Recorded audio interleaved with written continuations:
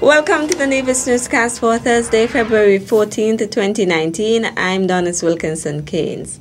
Today, Thursday, February 14th, more than 300 young people from across the Federation of St. Kitts and Nevis engaged ministers of the Federal Cabinet in interactive and frank discussions on all issues affecting the youth in the country, as well as the role young people can play in national development.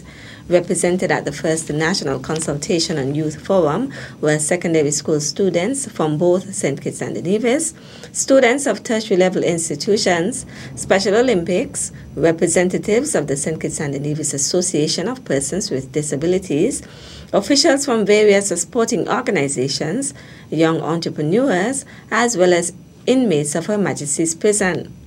The forum was held at the Royal St. Kitts Hotel, where the ministers opened with brief introductions, presentations on the portfolios for which they are responsible, and expressions of their hope for the consultation. And one of the things I want you as young people to understand is that the people of this country you are the most important part of what happens in St. Kitts and Nevis. As young people, I have one simple charge for yourselves, and that is to ask you, to invite you, to challenge you to adopt a positive attitude to life. I want you to see yourselves as having the future ahead of you, and use the opportunity that you have been given at schools, in social environments, in community groups, to equip yourselves to be the best that you can be for your country. I think there is a world of opportunity here in St. Kitts and Nevis. The future looks bright, but we need you to help things to go right here in St. Kitts and Nevis. You are the present. You are the ones who will have to shape the future. And I certainly encourage you to do all that you can to build yourself and build your country. St. Kitts and Nevis is a wonderful place. Having traveled to many places, I know that we are among the best in the Caribbean and perhaps among the best in the world. But we must act it, we must believe it. And each and every day, we must live our lives in a way that demonstrates that we appreciate this land that God has blessed us with. I look forward to hearing from you. I look forward to being a part of this discussion and to lending whatever little wisdom I have gathered over my life thus far to you. But I end where I started, by saying to you, it is not where you were yesterday. It is not where you are today. It is where you're headed. Dream big, work hard, and you will succeed. In welcoming remarks, Prime Minister Dr. Timothy Harris commended the young people for being a part of the historic consultation. We want to have a national conversation with our young people so that together we can join intellectually in the idea that we can now make St. Kitts and Nevis the best place to live, the best place for you to grow up, the best place for people to school, the best place for any and everything to happen.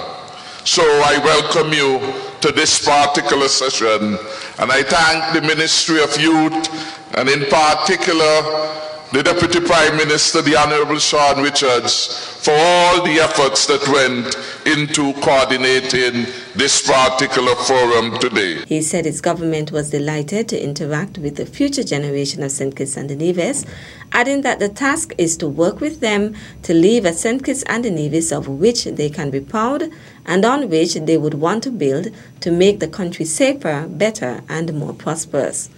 The Prime Minister also used the opportunity to impress upon the young people his government's concern and commitment to tackling crime. He said he hoped that during the course of today's conversation, they could get ideas about what can be done collectively as a society.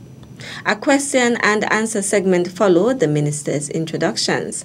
Deputy Speaker of the National Assembly, Senator Akila Byron Nisbet, was also expected to make a 5-minute presentation on recommendations to Parliament regarding youth development.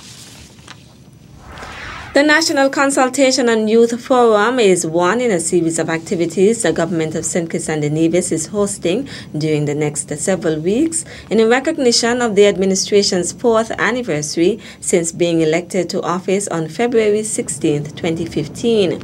The government's 4th anniversary celebrations is being observed under the theme Team Unity, Turning Dreams into Reality in Every Community. Here in Nevis, the first of 2 church services for the 4th anniversary celebrations will be held at the St. Paul's Anglican Church on Sunday, February 17th at 9 a.m. A public notice from the Premise Ministry says an invitation is extended to all persons on the island of Nevis to join the Team Unity Administration in the church service of thanksgiving, worship, and praise to God Almighty. On Monday, February 18th, the Cabinet of Ministers will also meet in Nevis. The first in a series of community consultations will follow that same evening.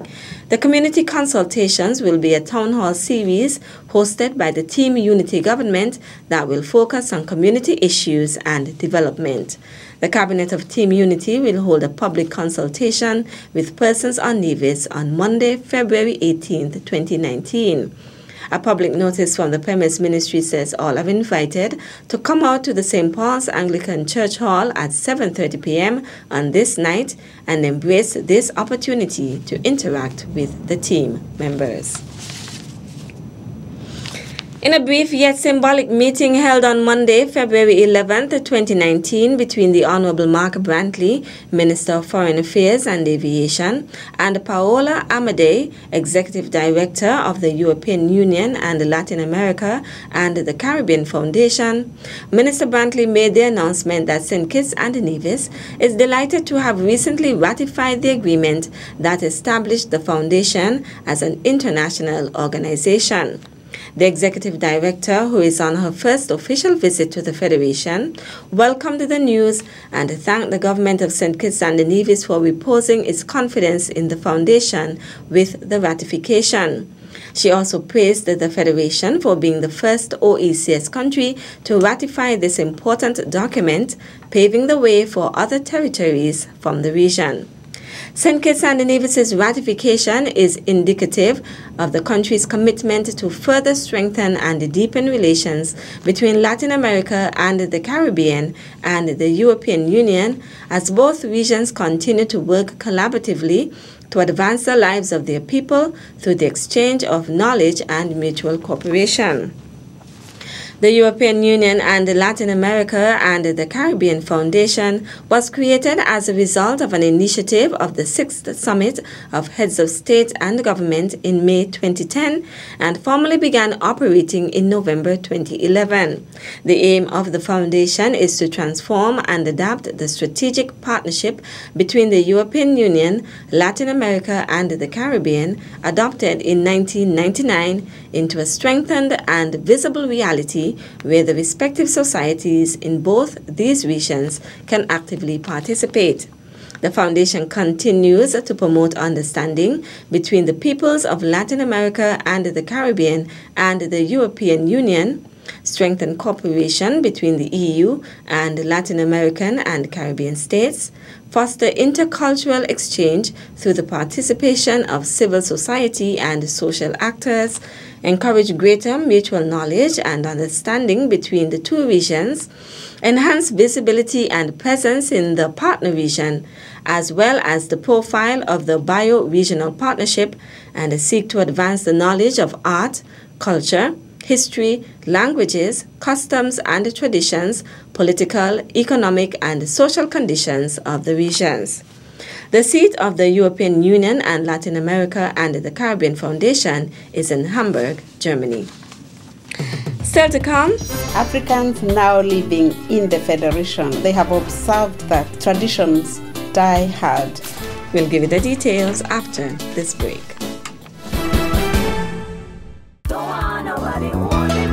Trouble, trouble, trouble. Let me go. Everybody come. That one you go mad. We are gonna push forward. I want to hear everybody say ready, ready. Welcome back. One of the activities on the calendar for History and Heritage Month is the Sir Probin Innes Memorial Lecture, which will take place in Nevis on February 19th. The public is being invited to the event to learn more about the theme for the month. Many of you will remember Sir Probin Innes. He was very instrumental in the launching of the History and Heritage Month Committee 13 years ago. And as a result, a memorial lecture was launched last year. And in Nevis, the lecture will be held on Tuesday, 19th of February at 7 at Hamilton House.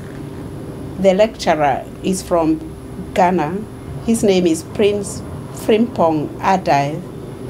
He will expound on the theme African Survival in St. Kitts and Nevis. History and Heritage Month seeks to promote greater knowledge, understanding, and appreciation of the history, heritage, and culture of St. Kitts and Nevis among citizens, thereby fostering stronger national identity and pride. Africans now living in the Federation have found that, or they have observed that, traditions die hard, and so many traditions carried from Africa by enslaved Africans have survived in the last 500 years, and that's why the committee decided to celebrate these survivals through various events. History and Heritage Month is an outreach activity hosted by various organizations, including the Brimstone Hill Fortress National Park Society, the Nevis Historical and Conservation Society, the St. Christopher National Trust, the Departments of Culture and Education and St. Kitts, the St. Kitts and Nevis Chamber of Industry and Commerce, as well as a number of individuals. Approximately 183 persons from St. Kitts and Nevis were urged to emulate local personalities who play positive roles in their lives, as well as to volunteer more whenever and wherever necessary. The point was made by the Permanent Secretary in the Ministry of Education, William Hart, during the orientation and training session for the 2019 Volunteer Corps on Friday, February 8, 2019. The Volunteer Corps is an initiative that was implemented in February 2018 by the Department of Youth Empowerment in St. Kitts. The program facilitates youth access to opportunities to play an integral role in community development. Young persons have to begin to admire and emulate those leaders who are in their lives, at schools, in community groups, and at churches, because they have to come up to take the reins and the responsibilities that the older folks hold at the moment, Hodge said. He noted that service learning or volunteering helps to shape who a person becomes. He advised the young people to include visiting some of the Federation's schools to volunteer their time with the students who are struggling and need the assistance. Curtis Clark, Acting Director of Youth in Nevis, endorsed the Volunteer Corps initiative and noted that volunteerism has been at the epicenter of related operations on the Sister Isle. She encouraged all volunteers, especially those from Nevis, to play their part in making a difference, as well as finding the time to lend a helping hand. She assured the students who are going to be responsible for committing to the Volunteer Corps that they will be monitored and supervised, as it is necessary for them to give back. She said she recognizes the need to augment interest in volunteerism and patriotism and encourage all the students to get excited, as there are benefits to be gleaned. That's how we end this edition of the Nevis Newscast. On behalf of all of us here at the Department of Information, thank you for viewing.